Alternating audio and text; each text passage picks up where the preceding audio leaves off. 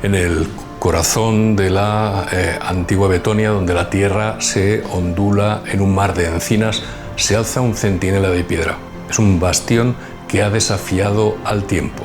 Los lugareños lo llaman el castillo, pero su nombre resuena con un eco más profundo: Yecla la Vieja.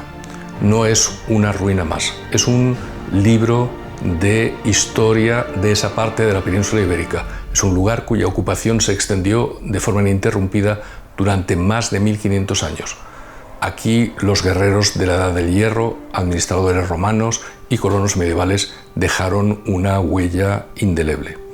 La mayoría de las grandes fortalezas betonas cayeron en el olvido tras la conquista de Roma, pero Yecla la Vieja no solo sobrevivió, sino que fue reforzada por sus conquistadores. ¿Cuál era su secreto?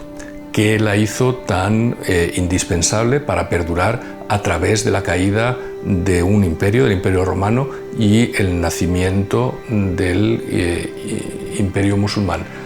Su historia no es de rendición, sino de extraordinaria resistencia, de estrategia y de poder simbólico.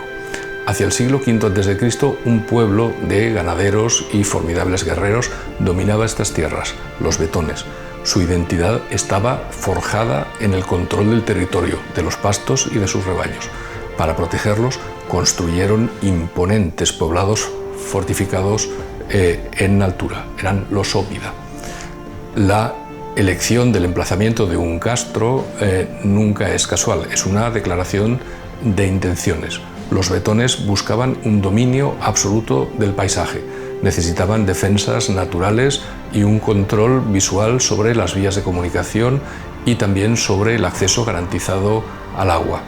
Yecla la Vieja es el paradigma de esta elección estratégica. Está situada en un espolón fluvial y gozaba de una defensa natural formidable, al menos en dos de sus flancos. Esto permitió a sus fundadores concentrar sus ingentes esfuerzos constructivos en los frentes más vulnerables. Desde aquí controlaban las dehesas vitales para su economía ganadera y también las rutas que serpenteaban por los valles. La geografía no fue solo un condicionante, fue la causa directa de su destino. Al elegir este lugar, los fundadores de Yecla la Vieja no solo estaban construyendo un hogar, estaban sentando las bases de una fortaleza cuya importancia estratégica sería reconocida durante los siguientes 1500 años, incluso por el mayor imperio del mundo antiguo. El poder de Yecla la Vieja se materializa en la piedra en la que está construida. Su sistema defensivo es una obra maestra de la ingeniería militar prerromana. Una muralla de 1200 metros de perímetro encierra unas 5 hectáreas de vida y de poder militar. La estructura es gigantesca, es masiva. Utilizan una técnica de doble paramento, dos muros de sillarejo, de granito, con un potente relleno de tierra y de cascajo que le da una gran cohesión y una anchura extraordinarias, en algunos lugares de hasta 7 metros. Es una estructura diseñada para absorber grandes impactos y para resistir enormes asedios. Su trazado sinuoso no tiene una función estética, sino táctica. Elimina los ángulos muertos y permite a los defensores cubrir cada centímetro del exterior del adarve. Pero la verdadera genialidad de la poliorcética betona se revela en sus accesos. Las puertas no eran simples vanos de acceso, eran trampas mortales. Estaban diseñadas como puertas en embudo que convertían cualquier asalto en una masacre calculada. Y por si las murallas y las puertas no fuesen suficiente, un último y terrible obstáculo esperaba en las zonas más expuestas, que eran campos de piedras hincadas, miles de afiladas estacas de granito clavadas en el suelo con toda intención, un precursor de los campos de minas diseñado para destrozar la carga de infantería o para anular por completo la amenaza de la caballería. Yecla la Vieja no era una fortaleza, era una máquina defensiva.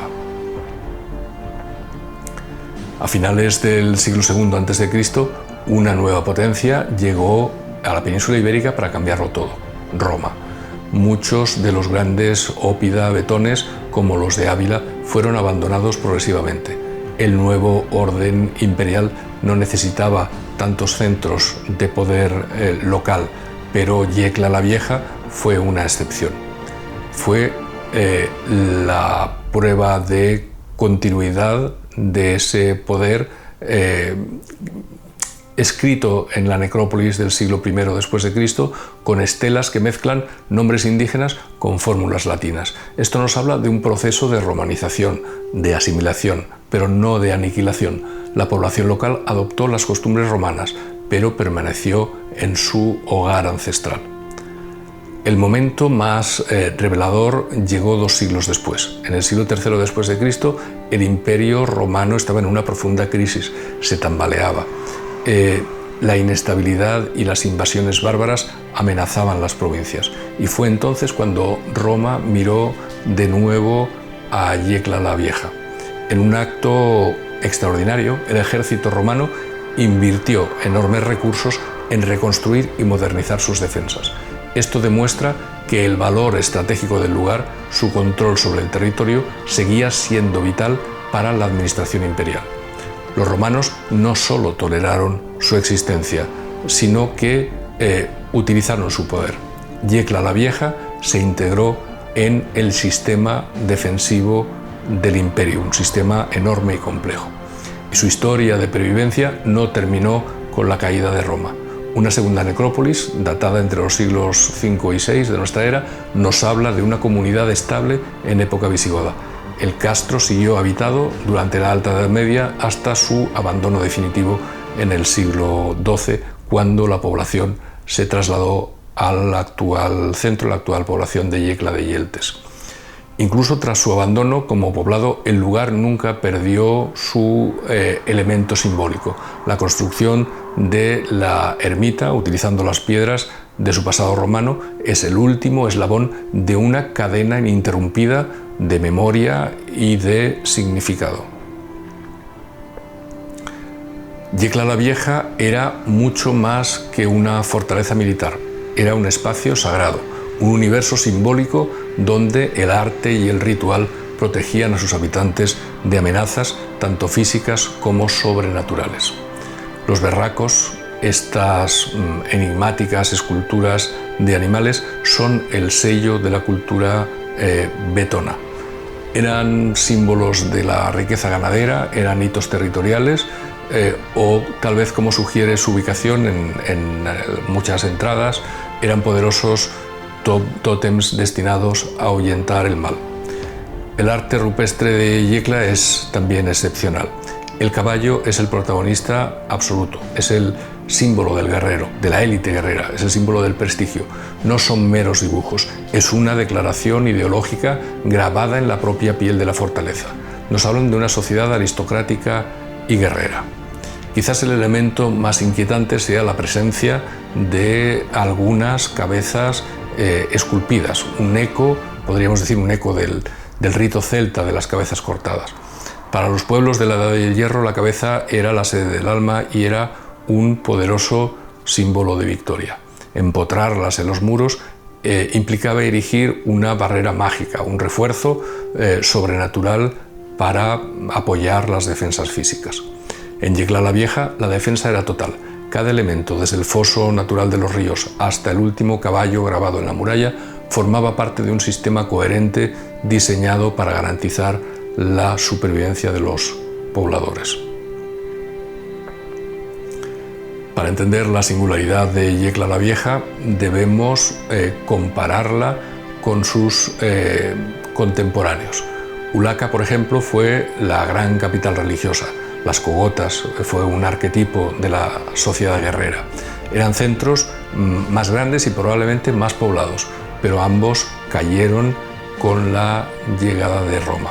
La supervivencia de Yecla no dependió de su tamaño, sino de su valor estratégico y militar. Su ubicación era tan perfecta que trascendió las culturas y los imperios. Los mismos motivos que llevaron a un jefe betón a fundarlo en el año 500 a.C. convencieron a un general romano a reconstruirlo 800 años después. Yecla la Vieja es la historia de un éxito basado en una simbiosis perfecta entre la comunidad humana y el paisaje.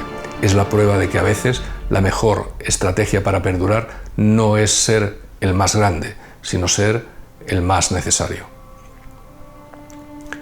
Hoy sus muros guardan silencio, pero si escuchamos con atención, aún resuena el eco de 1500 años de historia, la crónica de una fortaleza que se negó a morir, la historia de un oppidum inmortal.